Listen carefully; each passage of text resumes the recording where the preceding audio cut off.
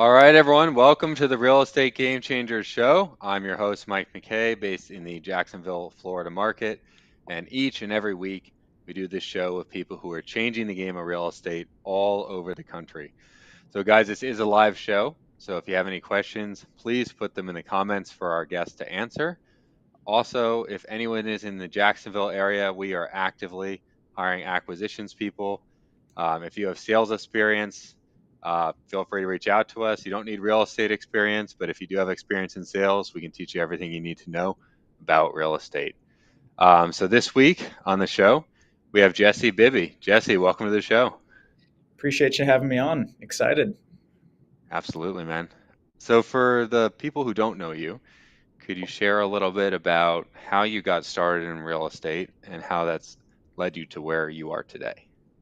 Yeah, totally. That's a long story, but I'll try to keep it concise. So I had learned about real estate probably 3 or 4 years ago. I had always known about it, right? Known that I wanted to be in it, but 2 or 3 years ago, read the whole Rich Dad Poor Dad thing, got into it, started following all the influencers on social media that were flipping a bunch of houses.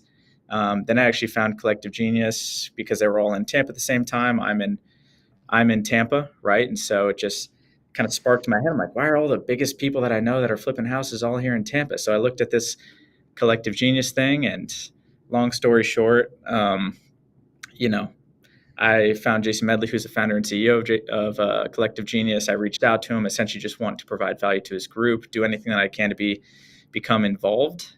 We went back and forth a little bit. He invited me to one of the events, and a couple of members liked me. He asked me to come on board as just like on the team.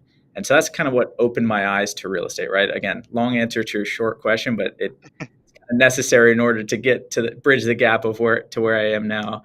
And so, yeah, I just kind of learned about it through that and really just dove all in from there, right? 6 months, 6 to 12 months of just kind of learning and things like that, doing a couple house flips, a couple wholesale deals. But yeah, then this past about 14 months ago is when I transitioned to just being focused on vacant land. Yeah, when we were talking about that a bit offline, what made you decide to make that transition from, trying a couple of flips, trying some wholesale deals, and then saying, no, I'm going to really focus on vacant land?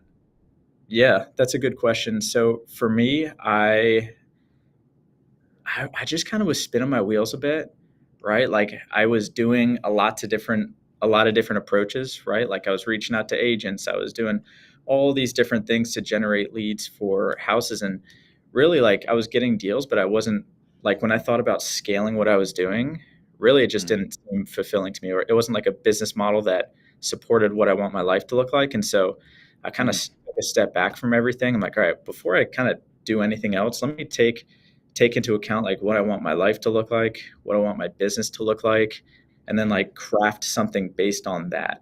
Right. And so I took a look at like the best deals that I did that were the least amount of work, and it was land. And so that's kind of what started it out. Right. I'm like, there's 10 times the amount of supply of land. There's 10 times or 10 times less competition. Right. And so it's, even when you compare a house transaction to a land transaction, the amount of mhm, variables associated with the house transaction versus a land transaction are significantly higher, which means you need more complex systems to manage everything, more employees, overhead, and things like that. So I just wanted to decrease as many variables as possible from like soup to nuts. mm. So And yeah, that's interesting. And starting with the end in mind, right, which I think is awesome. I'm curious, what was the end that you had in mind? man, at the time, it was like I just wanted to be able to build a business that allowed me to live anywhere and still like continue Mm, to build, right? So like my vision at the time was that I wanted to be over in, Portugal, right? Being able to surf on the weekends and in the mornings and things like that, or Costa Rica, right? Just mm, surfing, having a good time. But at the same time, being able to like build something significant. And, it's like, man, if I'm flipping houses and things like that, it's going to be a lot more difficult. You still can do it, right? I know people that do it. It's yeah, just, you know, at my stage, I felt like the land business would support that much much better. Yeah. Gotcha. So, you decided to dive into the land business, and I'm assuming you kind of decided on a path of how you would go about getting the deals in the land business. Yeah, yeah, pretty much. There's a couple folks in CG that were running the type of business that I wanted to run Hmm. remotely. Like one gentleman specifically lives in Spain, but he's doing land here in Florida. And so, I just got some feedback on what they were doing, what courses they, got into to get started, or at least what they would recommend for me. Hmm. Um, I just started doing the thing, right? Just kind of feeding the machine and staying in my lane and actually staying focused. Whereas like before, there was zero focus. I was just doing as many activities as possible, but it wasn't like operating within a framework that I knew would be successful, if that makes sense. So. Yeah. No, it does. Yeah. Um, and then I guess what you took away from those courses, like what did you decide that was like the right path for you to find the deals? So for me, it was important. Like, let me take a step back. So there's a lot of different approaches that you can take with land. Just same thing with houses, right? Like you can flip infill lots, you can flip rural recreational properties, you can do subdivisions, you can do entitlements, you can do seller finance for cheap land. Like you can do so many different things. And so for me, it was like, what can be like my cash cow, right? What can give me Mm, quick hits every month? Number one. And number two, how do I make sure that every marketing dollar that I spend is going to be get me a good return, right? Because mm, the issue with land is like if you're not marketing to properties that are able to turn quickly, then you're going to be sitting on, you're going to be sitting on that land for a very long time. mm, And so for me, I just wanted certainty that I would be able to, number one, move that property quickly. And number two, mhm, like if I was sending out mail, I want to make sure that the properties that I was sending it to were something that I actually wanted to buy, right? Because mm.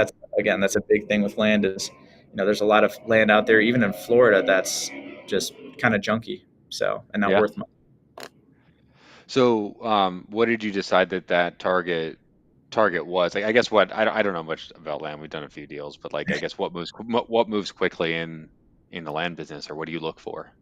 Sure. So I would essentially just go and this is when I started, right? Hmm. When I started, I would just go to specific subdivisions that didn't have much variability, right? Like if I know that this subdivision, everything is selling between 40 and $55,000. That's not a ton of variability, right? So I Mm, know that, okay, in the last 12 months, there's been 50 of those properties that have sold in that subdivision, and there's only 20 up for sale. Okay, that leads me to believe that if I bring inventory, reasonably priced inventory to the market, it will sell relatively quickly, right? If there's a market where there's 50 that has sold in the past 12 months, but there's 200 up for sale, right? Like that leads me to yeah. believe that I'm not doing the market a favor by bringing even more inventory to the market. So I would just go out and find as many markets like that as possible all across the country and just hit them with mail, with direct mail. And because I knew that even though like I could do it nationwide, I was still operating within a very strict buy box. Like Mm. as long as it met the criteria, I would hit it. So that's kind of how I started. And was there like a certain like formula you were looking for, like X percentage sold or a certain number of parcels sold and X percentage on the market? Was there a number to that or? It was typically like a 1-to-1 is what I wanted to see. Like if there's 50 that have sold, I want less than 50 up Hmm, for sale. yeah. So because And that's a year then inventory. okay. And then like how were you going about finding these? Like what kind of tools were you using, or were you just like going on Zillow and looking or Man, I was literally just going on Zillow. okay. I wish I could tell you some sexy process, but it was literally just pulling up Zillow, looking at, 30 to $150,000 land, and then just scrolling, right? Huh. Scrolling, pulling the data from the areas that I found, and then just hitting them. So Gotcha. And were you starting in any specific areas of the country or like areas with certain characteristics? Like, 'cause, I mean, the country's huge, right? Like, I mean, where do you start? yeah, so I started in Florida, Mhm. right? And with that criteria, like there's tons of land everywhere, right? But with that, like there's not like in Arkansas, Hmm. right? There's not like if you look at what's selling for 30 to $150,000, like they're not infill lots, right? Because when I started, it was mainly infill lots, Hmm. right? And so that would filter out most of the country. So I would just find the areas where lots, right? There's subdivisions that are selling for like 30 to $150,000 for the lots, and Hmm. start with those. So that cut out, I mean, the majority of the U.S. But yeah, I Yeah. mean, I was doing deals from all the way from Florida to Oregon to Colorado to South Carolina, like literally all over the place. So, Yeah. And just for the maybe people who are newer listening who don't know, can you explain what an infill lot is? yep, it's just like a buildable lot. So if you are in just like your neighborhood, right, there's a house, a vacant lot, a house, like that vacant lot would be an infill lot. Gotcha. Yeah. Um, so you started there, you started mailing these, and I assume you were just making offers over the phone, or were you doing these offers that go out on a piece of mail? I know that's a big thing in land. Yeah, yes. I started with blind offers. So I would essentially like, price out the area beforehand, you know, and I would be hitting these folks with the offers just from that. So I'd have like I remember when I was first starting, like I'd just get a letter back in the mail with a signed purchase agreement for the price that I knew I wanted to buy it at. And we just do the deal, right? Really? That actually, like some of Like, those converted? R- yeah. Oh Wow. yeah. Okay. Yeah. Yeah, Okay. I could pull it up right now, but Oh, I believe you. That's crazy though. Like, even with that though, like a lot of times I would either overprice it by accident, so I'd have to, call them up and be like, "Hey, sorry about that, but I didn't take into account XYZ. I gave you this offer, I actually need to be at this offer." hmm. Right? So, I wasn't perfect with pricing, nor is anyone, but I shifted away from that just because it was a huge bottleneck for me, Hmm. like finding certain areas that had that like very specific criteria, and things like that. So I kind of veered away from that, but it was good while I was getting started because I didn't get a ton of phone calls. But every time I did get a phone call, like it was a pretty good sign. So Yeah. So then you switched over to like just like a more general mail piece, or? yeah, so I switched over because the way I was thinking about it was like, you know, I'm pulling these very specific subdivisions, and Hmm. there's only in a lot of cases there's only like sometimes 50, sometimes 150 records within that specific subdivision, sometimes 20. Right, I got a Hmm. deal from a subdivision that when I pulled the records, there was like I think less than 10 records. Right, and so I thought to myself, I'm like, man, I'm probably killing off a ton of deals just because I'm giving these really low offers that are a lot of times I'm pricing them wrong even. So Hmm. I'm like, all right, I'm going to get away from these because I feel like they're inhibiting people from reaching out to me. Hmm. Um, and so I shifted because I'm like, okay, if I'm only sending these out to a very specific amount of people and very small amount of records, I want to make sure I speak to as many of them as possible, right? Hmm. And the easiest way to make that happen is more of a neutral type letter. Gotcha.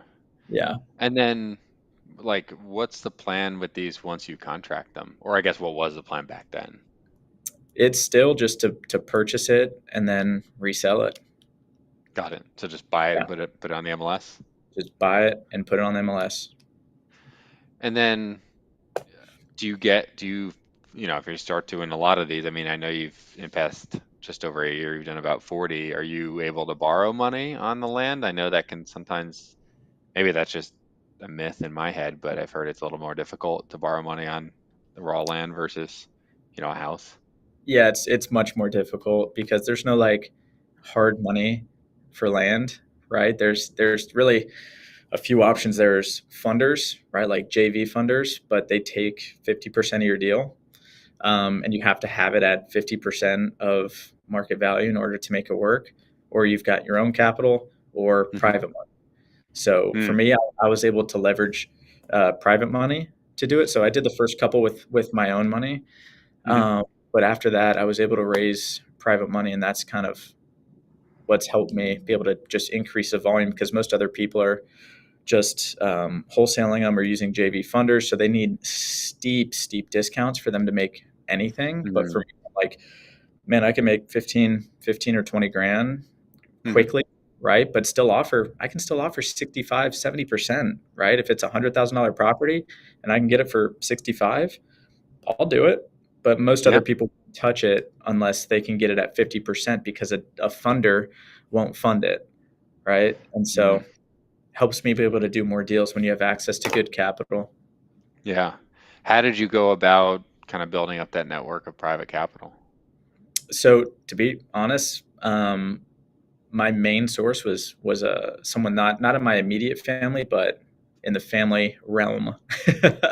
Sure. Yeah. Yeah. He had loaned me some money on some houses that I'd done in the past, um, and so I just approached him with this. But if I was starting again, um, and what I do now is like anytime I bring on someone new for private money, like if it's for a specific deal, I just make it so like I kind of make it a no-brainer, right? In the sense where Mm, like this deal really, unless some black swan event happens, like this deal can't lose, right? Like if I yeah. pull all of the comps that have happened in the past year, right? All these 50, let's say to the original example, these 50 lots in the last year that sold for, $50,000, let's call it roughly $50,000. And I have this at 20,000 or 25,000, right?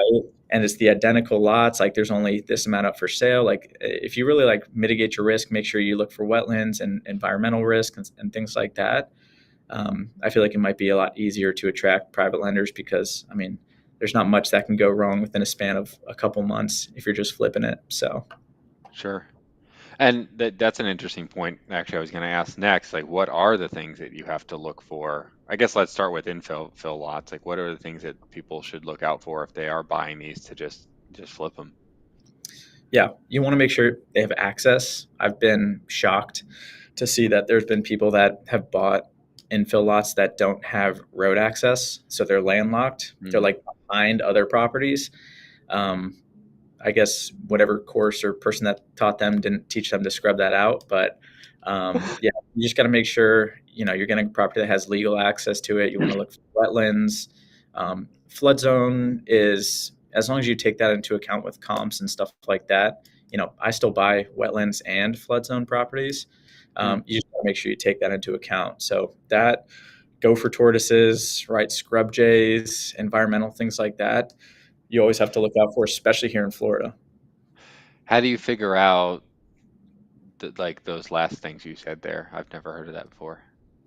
So typically, when I'm comping things out, well, like, I don't know, I feel like once you do it enough, you just know to look out for those things. But I've got an environmental guy here in Florida that pretty much Hmm. will help me with the whole state, and I'll just shoot it over to him and be like, "Hey, are there any concerns that I need to know about?" Huh. That's step number one, and then step number two is, I use real estate agents for all of my dispositions, and so um, whenever I reach out, because what I do, again, going back to, if I'm going to these specific subdivisions, let's say there's 50 that have sold in the past 12 months, when you pull all of the comps for those 50, typically, right, with at least the thing that I use, it shows who the agent was for it. And Hmm. so 9 times out of 10, there's one or two dominant agents within that specific subdivision that sold like, Ah, 75% of the lots or 25 or 35% of the lots. So I'm like, all right, well, they probably already have buyers. They know the area. Like, why would I not use them for it? And so I'll call them up and be like, hey, here's the deal, closing on this, just looking to resell it.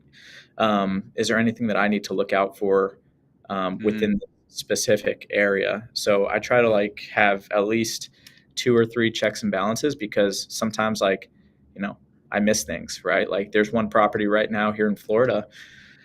Um, Turns out like even with some of my checks and balances, I missed it, right? It has Mm, wetlands, right? And so, it came about as the buyer on the back end was doing their due diligence. I didn't catch it. The National Wetlands Inventory didn't catch it. And so, yeah, it'll still make money. It's just going to go from being an incredible deal to a very mediocre deal. yeah, So yeah, I'm not bad at it, but um, yeah. disappointing a little bit. So you have an environmental guy you send it over to. So what kind of stuff is he checking the stuff like wetlands, or are you looking at like kind of the national database for that? Like, I guess what does he look into for you? Yeah, so I start with like national wetlands inventory. I use the Mhm. local GIS and things like that to scrub just like the initial scrub, right? But that doesn't get it a lot of times, right? Like Mm, even with national wetlands inventory, like I'll look at it and it'll say it doesn't have wetlands, but if I look at it just from Google Maps, right, you can see that the trees are a little bit grayed, right? Like it'll mm, be all like beautiful green trees and then one specific area that's gray and there's not a lot of leaves on it. And that's like a easy indicator that it has wetlands, right? And so what I'll do is if I have any sort of like concerns about it, I'll just shoot it over to him and say, hey, can you do a desktop survey on this to give me an idea of what you think? And 9 times out of 10, he can spot it just on his computer because especially like these environmental guys, surveyors, wetland delineator guys, they've got mm. very complex softwares like LiDAR data that can look at the soil types and all these like really Oh, in-depth types of things just on their computer, so they can give you a pretty good idea um, without even having to go out to it. So I've sent him enough business just on reports that I've had him go out to that he's happy to do it. So and then if there's any concerns, like then you send him out during your like inspection period, or is that? yep, And yep. what is that like? Is that like a phase, what they call phase one environmental, or is that something else if he goes out to the property? So he would be just doing a wetlands delineation report. Okay, Yeah, yeah. gotcha. And then I mean, for infill lots, like it's rare for me to get that. It's Mm, typically on more of like the subdivide deals or entitlements or like a bigger acreage deal. Like one deal up in your neck of the woods, Nassau County, that I did, it was 11 acres, but a lot of it was wetlands. And I just wanted to make sure that there was enough uplands that someone could put a home on it. And so, like in mm, that case, I sent him out just to make sure he surveyed it and that there was enough space for a home. But mm. like infill lots, that's more of like a desktop type of thing. So, Yeah, gotcha. And then you mentioned something about like something about tortoises or something. How do you check that stuff? man, go for tortoises. If you find one of those, like in, where would be a great example of that? Hendry County, southeast Florida, Okay. over by like Fort Myers, just east of Fort Myers. That place is riddled with gopher tortoises, right? And you have to essentially pay impact fees to relocate those gopher tortoises. And it's like it can be like 8 grand to move a gopher tortoise, to relocate a gopher tortoise, right? And so if you're buying a $20,000 or $30,000 lot, right, $8,000, that's significant. You gotta be on the lookout. I just spoke to someone the other day that he closed on a deal without doing any due diligence on it, and sure, in fact, had a gopher tortoise on it. So you got to keep your eyes out, and different places have like all across the country, like there's different unique little things that you have to look for, right? Like I Mm, almost bought a deal 2 weeks ago in Tennessee. mm, Everything looked completely normal. I'm used to Florida being flat, right? Tennessee is not flat, and it was a infill type deal, and it looked just standard, right? But it turned out that it had like a massive slope. It was like right on the edge of a cliff, right? But I didn't check that at first, right? Because it didn't pass. I had someone on my team do it, and they didn't catch it in the beginning, and so I caught it towards the end. yeah. So Wow. Um, so like I'm still curious on these gopher tortoises is do you send someone out just to walk the property? Is that how you, and to see a huge turtle? Or like what's the way to find out if you've got one of these? yeah, the local agent that I use, I just have them go out and walk it first. And are these things like so big that it would just be so obvious that there's one there or like No, they're not huge. They're just like a normal goat, just like a normal tortoise. They're not huge, but you just go out there and you can just see big holes in the ground, and they're typically in there. oh, okay. Gotcha. Yeah, so they'll like burrow in there. Gotcha. Um, so at this point, are you still doing stuff kind of all over the country, or are you more, or do you focus mostly on Florida? So I'm still like finding these little pockets areas, but in the beginning it was great because like that was my only focus, right? Like I always tell people, especially when you're getting started, like you don't have any other problems in the business until you have a leads problem, right? That's what I've heard over Mm, the years, and that's like what I would give out. Like so I didn't want to waste my time doing anything else aside from finding incredible areas that I knew I really wanted to get land, mm, right? And then sending out as much that was like the only thing that I did when I first started, right? Because like, it wasn't like I could just pull a whole county, hit them with mail and just keep doing that because that takes a big budget or a bigger mm, budget. And there's also like, you're going to be processing a lot of data that you don't want. And so in the beginning, it was great because all the reasons I said earlier.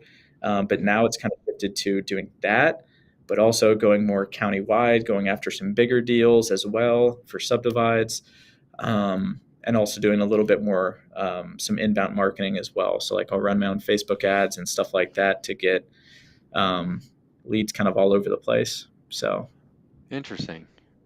So you run Facebook ads to buy land, huh? yeah, I just bought a subdivide in South Carolina from it. It wasn't a big one, but it was 6 acres, and I chopped it up into five lots. Mm, Super simple. Didn't have to go through a big platting process or anything like that. I just got a survey on it, recorded it with the county, cut it up, and sold. They sold to within like 45 days, and I've got two of them that are selling right now. So yeah, wow. it was but that came from a Facebook ad. So are you targeting the areas you like, or is it just kind of one of those nationwide things where the leads are so cheap that you just kind of filter them as they come in? So you've got to do nationwide regardless. At least this is my opinion, right? Because Okay. especially when you think about it, like most of the people that you're buying this land from are out of state owners. Most people, right? Not every, Oh, but most are. So if you're targeting Florida, right? Like the mm, people that have the land that you want to buy from are in New York, right? Or California, right? sure. You're Yeah. leaving out all of those people. So, you get super cheap leads. Like I'm getting leads for like 20, $30. Um, but with that said, like a lot of them are junk, Yeah. but it's still profitable. So it's all good. Yeah. And like, how many of those leads do you need to convert to one actual contract from a Facebook? Man, I wish I had metrics. Fair enough. I don't. A lot, a lot. But you're making more than you're spending. So you have that metric, right? A good bit more. Yeah. Yeah. Yeah, Cool. and I've paused. I was doing them more last year.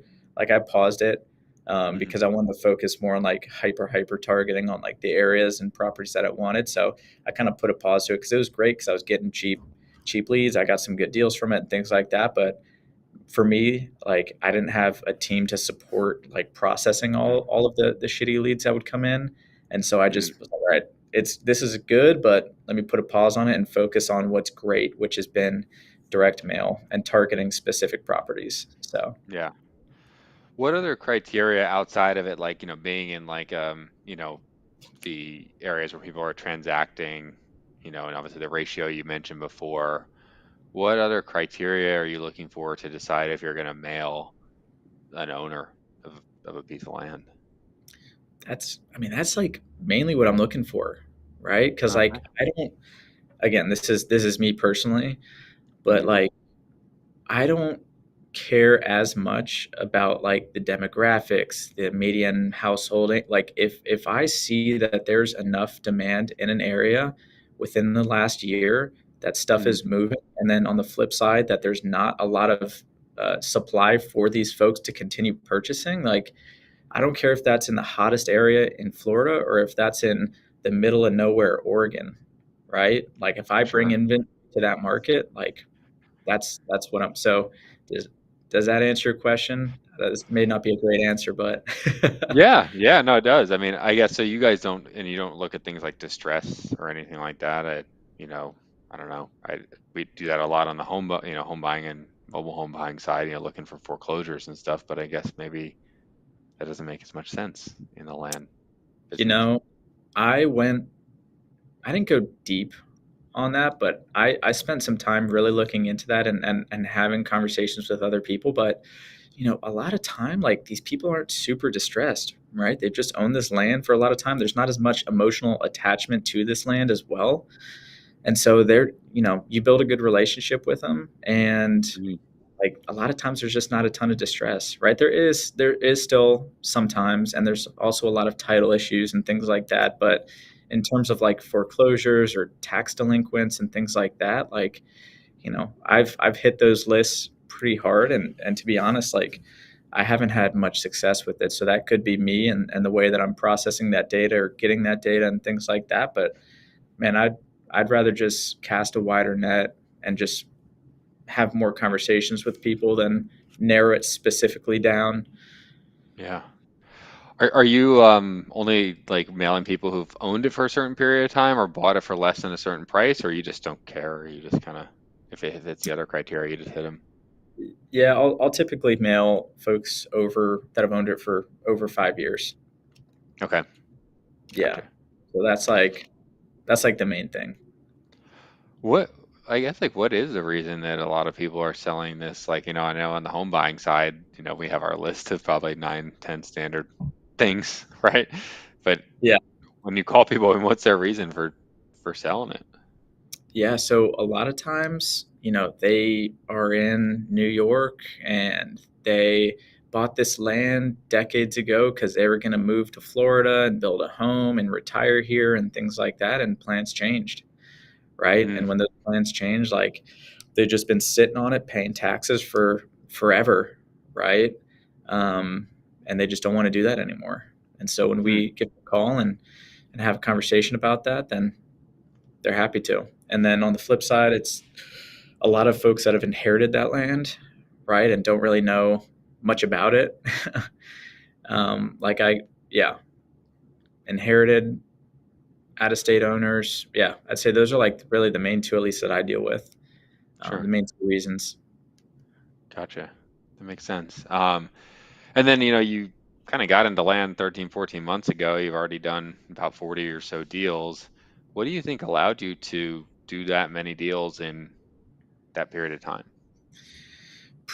So again, going back before land, there was many activities that were being done, but it wasn't done within a framework that I knew would be Mm, successful.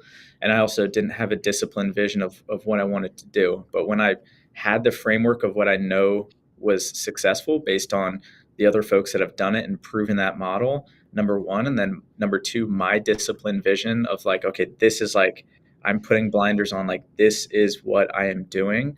And then I just like every single day, I just felt like I tell people, I'm like, this is a business of sales and marketing and inputs and outputs, right? yeah. And Yeah. literally all I cared about was just feeding inputs, like just feeding, Mm, feeding, feeding. It's doing as many inputs as I could because, like, in the beginning, I didn't even believe that someone would return a phone call from a piece of mail that they got, right? Like I've never done that, right? And so like there was a limiting belief on that side of what I thought was possible with that, right? And so just like all these people say, you gotta outwork whatever self-doubt that you have, right? and mm, and like Hormozy says, you have to uh, do do so many activities that it would be unreasonable that you'd be successful, right? Do it so many times that it'd be unreasonable that it would be successful, right? And so like you look mm, at each point of the funnel, right? Like, well, if they're telling me that it takes 3,000 or 5,000 mailers to get a deal, well, if I send mail out to 20,000 or 30,000 people, it'd be unreasonable that I wouldn't get a phone mm, call, right? And if I speak to 500 people, right? I'm exaggerating, these are random numbers, right? But like mhm. if I to 500 people, it'd be unreasonable that I wouldn't find one that would sell me a property. And so I was just obsessed with just like feeding, feeding, feeding the machine to like Mm. just make it to where like I couldn't even think about things not working because I'd just be processing, if that makes Yeah. sense. Yeah. No, it does. Absolutely. So Um, and then you said you kind of built, you mentioned earlier you had a team member bring something in. So at what point did you decide to kind of start building out your team? super recently, literally like Okay. 3 weeks ago, I brought on my first person. Okay. Yeah. So, And what was it? What was their role? Like, what was that first hire? so it was originally going to be an executive assistant, but Mhm. the person that came in came from another land business, and she had experience doing a lot of different things. So it's more of like an ops manager, like operations manager type of role. Like she kind of does Mhm. a lot of different things. From sending out mail, sending out voicemail, sending out pulling data, scrubbing data, things like that. So she's stateside too. Gotcha. Okay. Yeah. And then like, you said earlier kind of like you look for these subdivisions and well, I guess at the time you were doing it on Zillow and then looking on the GIS and county stuff. Is that still the process or have you changed that? Yeah, so now it's a little bit different. So, um, yeah, now it's a little bit different. Now I'll pull like the metrics for entire states and entire like within that like Mm. I'll look at all of Florida for example and then scrub all the counties against each other to find the best performing counties based on sell-through rate, based on the amount of parcels available, based on parcels available that are on market versus off market, and really just hone down on specific areas that I know are great but that aren't like these super hyper competitive areas, right? So like Uh-huh. what I'm looking for also is to be able to get out of these even more competitive states like Florida, right? Like Yeah. if I know the framework of which I'm looking to operate within in terms of the market, right? Like the market Mhm. data points, like well, shoot, if I can find the same type of market over in Arkansas, right, or over in Missouri, right, somewhere just completely not just less competitive than Florida, right? Mhm. If I can find those same data points, right, find markets that have that same type of profile in much less competitive states, then I'd love to be able to continue to kind of move around to different areas that, um, will require less effort and mailers per deal. Sure. Sure. Yeah. Yeah. Because like when everyone starts, they're like, all right, I'm going to pick up infill lots in Florida, right? Just like I did. And so, most people that I talk to, right? Like most of the people that call me, they're like, yeah, I get like 20 of these things a month, right? And so Really? yeah, there's talk tracks Wow. around that, right? There's definitely Yeah. talk tracks around that, but like I mean, it's no one that I talk to in Florida hasn't received dozens and dozens of phone calls and mailers and texts and all the things. So Yeah. you got to really be able to set yourself apart and have a good sales process to kind of filter your way through that crowd. So I want to continue doing that because it's worked, Mhm. right? But still be able to kind of fire some bullets, if you will, at these other types of markets. What like tools are you using to pull that kind of data to be able to analyze that in a relatively quick way? So I'll still use Zillow or Redfin or things like that, Mhm. or just not things like that, but that. Yeah, sure. Yeah.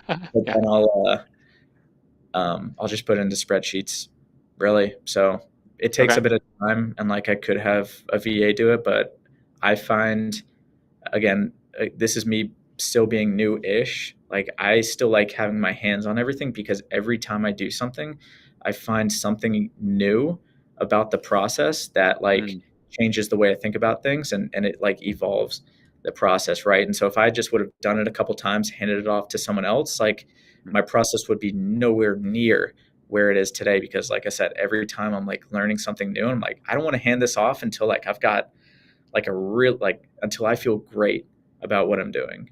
So Yeah. it's because it's W- so w- important. Yeah. What's something new that maybe you've learned in the last, couple months from doing it? Um,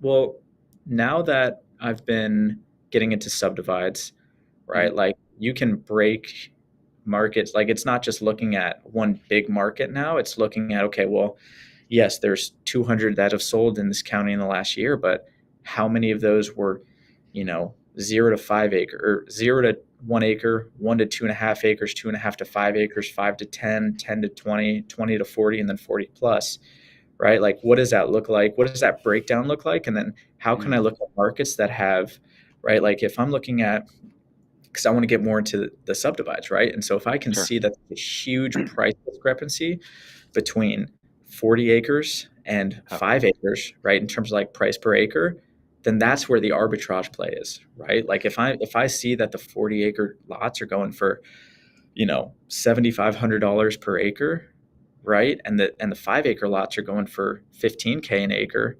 I can Mm, just go to market and pay full market value for these 40-acre deals and then chop it up into 8 5-acre lots, right? Or however many 5-acre lots, and then sell them for yeah. double what it's worth, right? And again, I'm oversimplifying. There's definitely things that you want to look out for versus minor versus major subdivisions, a lot of Hmm. different things, platting exemptions, like a lot of different things. But like at a high level, like that's something new that I've kind of Yeah. put into the process is like, okay, well, let's take this big market and then chop it down even smaller and see if you know see where the inventory is moving, and if I bring more inventory to market in the form of subdividing, will that be beneficial, or will I be bringing inventory to a market that doesn't want it, right? Or Sure. like, Yeah. are the 40 acres going for seven and a half, 7,500 per acre, and the 15 or the 5 acres are going for 7,500 an acre? Like, if there's no differential or difference there, like not a big difference, then you know you'd be wasting your money and time. So Right. Why would you do the work of subdividing why it? Right. and spend the money, Yeah. right? Yeah. Is there anything that you look out for, like, in terms of due diligence when you're looking at subdividing deals? Yes, yes.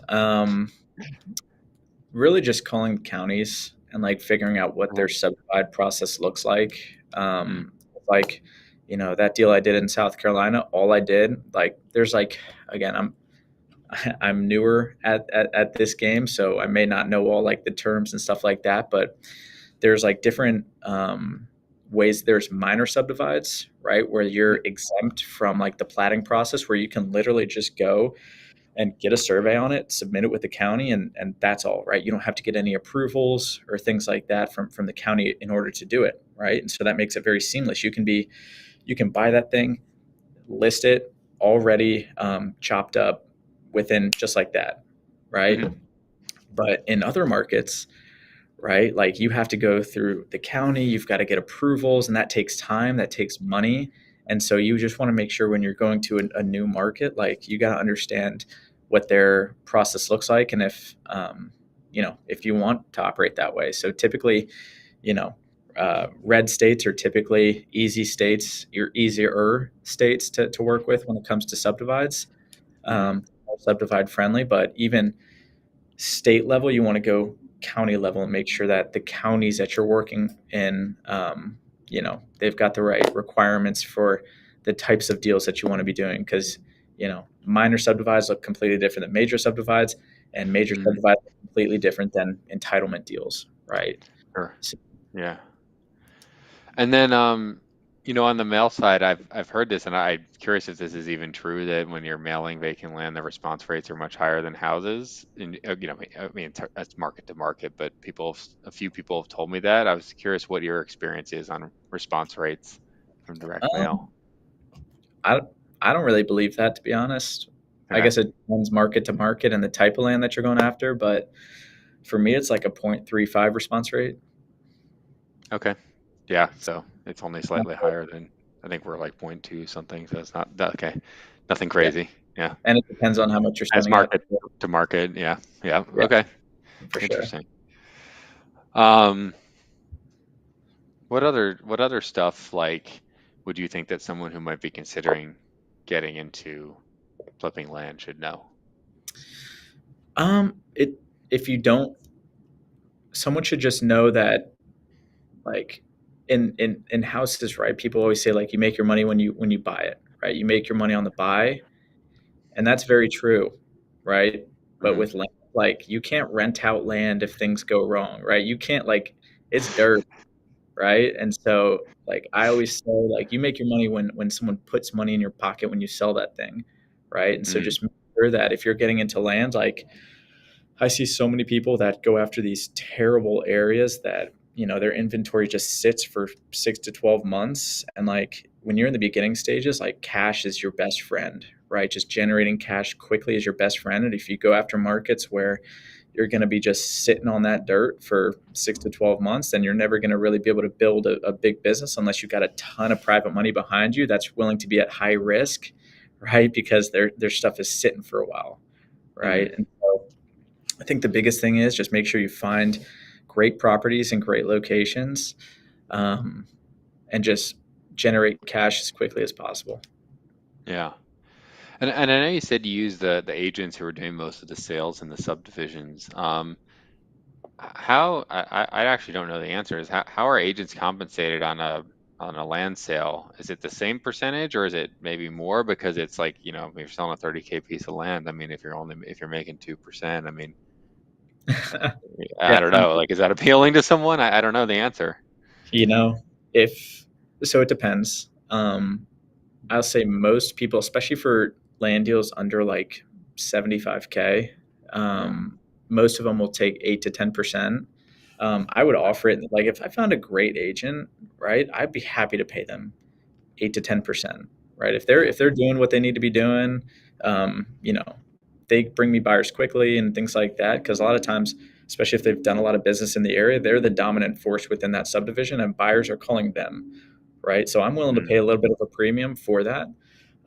But once I establish a good relationship, and we do repeat business, like I've got one agent here in Florida that does like, oh man, I've probably done like 15 or 20 of those 40 deals just with him in the last year. So he'll do like multiple markets across Florida for me. I pay him 7%, right? mhm, If the deal is a little bit skinny, he'll sometimes even waive his commission, right? Or make it just like super minimal, just to make sure the deal works. So we've got a great relationship. But if you're first starting out, yeah, just expect to pay 8 to 10% for these smaller yeah. parcels. Gotcha. So you definitely have to factor that in when purchasing it. Yeah, for sure. But I mean, 10% on a $30,000 lot is 3 grand. So just make sure you Sure. factor it in, but it's not huge. Right. Yeah. Just got to make sure you have a bigger margin. than that. So, Don't make sure you're buying that thing less than 50% of what it's worth. You got to be buying it at like 45, right? If yeah. it's worth 30 grand, you better be getting it for like 10.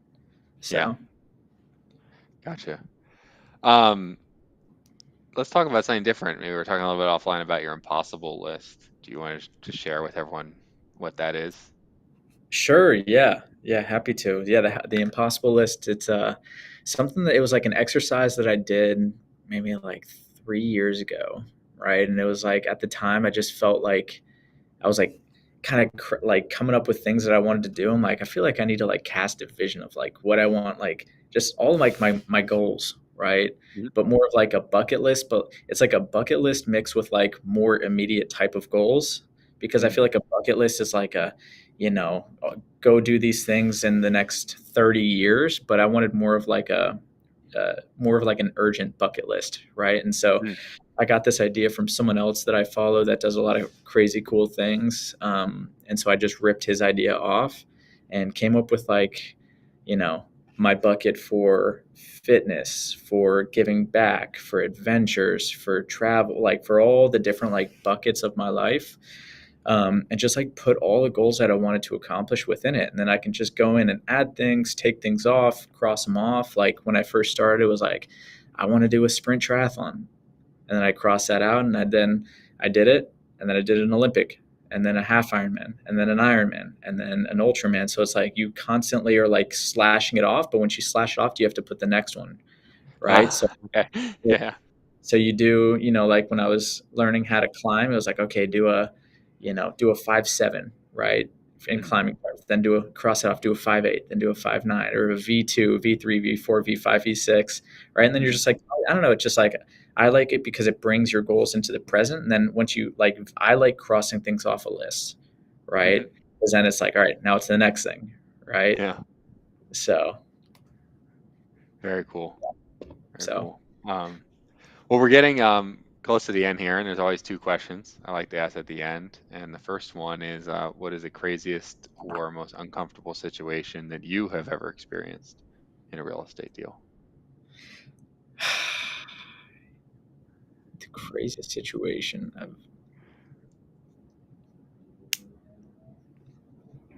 I will, man, I guess the craziest, it's not like a crazy bad thing, but one of my deals, They gave me two mobile homes on 5 acres here in Florida. So that was pretty cool. That was super unusual. Yeah. The reason why was because I'd bought some other land from them and other land from their family members as well, and they was like, "Oh," I was like, "Do you have anything else?" And they're like, "Yeah, we've got like these two rundown mobile homes down in Southeast Florida. You probably wouldn't want them and things like that." I'm like, "Well, tell me more." And so I looked into them, and they're worth it, probably $250,000. And so I was gonna. They're like, I was like, "How much you want for them?" They're like, "I don't know, 20 grand." So I was like, "Sure." But then we went through title, all these things happened, and it turned out there was like a Uh, $280,000 mortgage that hasn't been paid. It's just been accruing interest for like 20 plus years. So, and there was also like a ton of other title issues. Like her ex husband was on title, but he was like completely missing. There was, a bunch of other things that were wrong with title, and so I pretty much just told him, I was like, look, I can work this out, but realistically, like, you probably won't be able to get anything out of this. Like, if on the back end of this, once I get everything cleaned up, if I'm able to turn a profit on it, I'll give you money. But all I can do at this point, and this was after, we were talking, like, I know their family, like we were yeah. very, very close at this point. Um, but it was more of like me taking this burden off of them, because they Mhm. were getting foreclosed on and all this kind of stuff. Me taking the burden off them and then solving all the problems. So anyway, I was able to quiet title, get everyone off title. I was able to fix all the other title issues, and then I also with the mortgage, it was with like a mom and pop note hold. Like it was like a mom and pop type of thing. And so I just struck a deal with them. Mhm. And it was a long story, but long story short, I was able to get it down all the way from 280 or whatever it was, all the way down to 130. So literally just paid that off yesterday. Um, um, and now we'll be able to kind of clean it up and put it to market. So technically it wasn't free, but um, I Sure. feel Yeah. that's the only crazy story I've That's a, got. that's a pretty good one. um, the second question I always ask is if you could go back in time, give yourself one piece of advice when you were looking for your first deal, knowing what you know now, what would you tell yourself? I kind of mentioned it before, but typically it's like a limiting belief type of thing for most people. They see Mm, people doing it, but they're just like, oh, well, they are like this, or they're like that, or they're doing this, or they're doing that. And what really like brought me some peace is like hearing folks like Hormozy say like the result doesn't care, right? Like at the end of the day, it's like I was saying before, it's inputs and outputs. And if you do enough inputs to where it's unreasonable that you won't get the output, then like the result doesn't care who you are, if you're black, white, yellow, orange, or whatever the case is. If you do the things that you need to do at scale, right, it'd be unreasonable that you wouldn't succeed in whatever that is, right? And that initial result could be just a phone call, like I said before, right? Or it mhm. could be your first contract or your first deal. But I would just say if you're getting started, like make make the goal not to get a deal, make the goal to do so many activities that it'd be unreasonable for you to not get a deal, if that makes sense. So Yeah, I think that's a great piece of advice. yeah. Yeah, people often underestimate the amount of activities that need to be done to get a deal. Yeah. Because they hear people like you and everyone else on podcasts talk about how they are crushing it, but they don't realize like the effort and the inputs that need to go into that equation to get the output, right? Because it's Yeah, oversimplified. But I would just commit to it and make it a non-negotiable that you won't get the out that you won't succeed in it, right? And just continue to stay consistent, right? yeah, definitely, for sure. Well, this is awesome, Jesse. Thanks for being on the show. If people want to reach out to you afterwards, if they have questions or maybe they have some land deals that you can buy off them and put on the market and sell, how can they go about doing that? Yeah, if you have land deals, I also like bigger acreage. Like I said, I've done more subdivides now, doing my first bigger entitlement deal here in Florida as well. So like if you've got bigger acreage that you'd like someone to take a look at, or if I can even just help you with whatever deal, I don't need a cut of it or anything. I'm just more than happy to help because there's been plenty of people that have done so for me. But yeah, you can just hit me up on Instagram. It's just Jesse_Bibbee. And yeah, be happy to chat and see if I can help. Cool. Well, awesome, man. Thanks for being on the show. Yeah, absolutely.